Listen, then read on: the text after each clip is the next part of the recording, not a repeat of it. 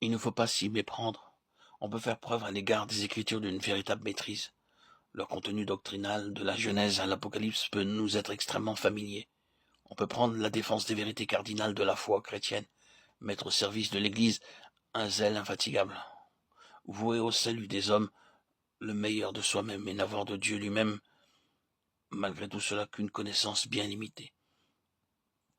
C'est son intimité qu'il nous offre. Que de fois n'est-il pas obligé de nous enlever notre travail pour que nous le découvrions lui? Notre valeur spirituelle ne se mesure en derrière analyse ni à la culture que nous possédons, ni à la documentation que nous pouvons fournir, ni à l'orthodoxie de notre doctrine, ni à la quantité de travail que nous accomplissons, ni à la somme de vérités que nous croyons avoir assimilées. C'est le degré de notre connaissance personnelle du Seigneur qui détermine notre valeur spirituelle. Car c'est elle seule qui peut faire apparaître en dehors la vraie puissance de Dieu. C'est la seule chose qui demeurera quand tout le reste aura passé.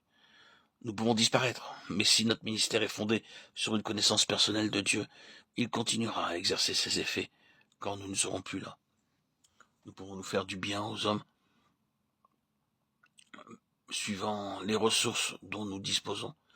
Mais qui dira le bien que Dieu peut leur faire quand il a des intermédiaires qui vivent dans son intimité? L'état de choses qui règne actuellement au sein du peuple de Dieu a quelque chose qui nous épouvante. Parce que partout on découvre que la vie n'est plus alimentée que par des choses extérieures. A-t-on besoin d'un conseil, d'une direction, d'un secours matériel, d'un éclaircissement spirituel, d'un renouveau de vie pour l'âme ou pour l'esprit? On ne sait plus trouver ces choses sans courir de droite et de gauche à la recherche de l'homme ou du livre qui pourra nous les donner. Cette intelligence spirituelle, qui est le fruit d'une vie intérieure profonde et cachée, est quelque chose qui se perd de plus en plus. Il n'est pas surprenant dès lors que l'ennemi ait tant de voies d'accès pour accréditer ses séductions, ses contrefaçons, ses fausses doctrines, jusqu'au cœur de la place.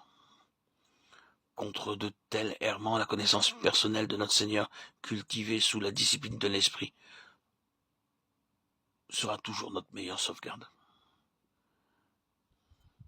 Sitôt que nous nous laissons solliciter par l'extérieur, par des choses, expériences, sensations, manifestations visibles ou tangibles, témoignages plus ou moins probants, nous nous exposons à des périls sans nombre.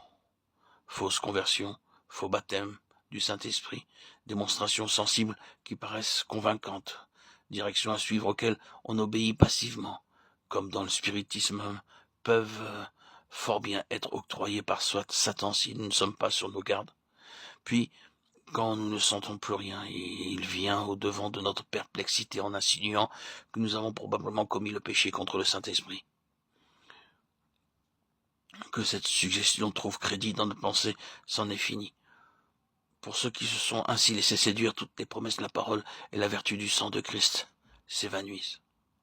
Et ce n'est peut-être, après tout, qu'une affaire montée de toutes pièces, un mensonge. La vraie connaissance de Dieu est une telle assise morale et spirituelle que même si tout est sans dessus, dessous autour de nous, nous ne sommes pas ébranlés. Aucune épreuve, aucune fournaise ne peut nous faire déchoir de notre fermeté. Ceux qui connaissent le Seigneur ne forcent rien, ni les personnes, ni les circonstances. Quand quelque chose décidément leur échappe, ils ne font pas le petit geste charnel qui suffirait peut-être à redresser une situation. Ils sont pleins d'amour, pleins de patience. Quand chacun s'écrie que tout est perdu, ils conservent, eux, leur sérénité. Car la confiance est inséparable de la connaissance de Christ. Elle en est le fruit nécessaire. Chez ceux qui le connaissent, une force paisible et tranquille transparaît au dehors, expression visible d'une vie intérieure profonde et céleste. Sans en dire davantage pour le moment, notons, pour finir, qu'en Christ sont cachés tous les trésors de la sagesse et de la science.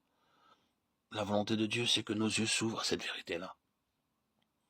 Et qu'ainsi, celui en qui habite toute la plénitude de la divinité devienne vraiment ce qu'il cherche à être depuis longtemps, la vie même de notre vie.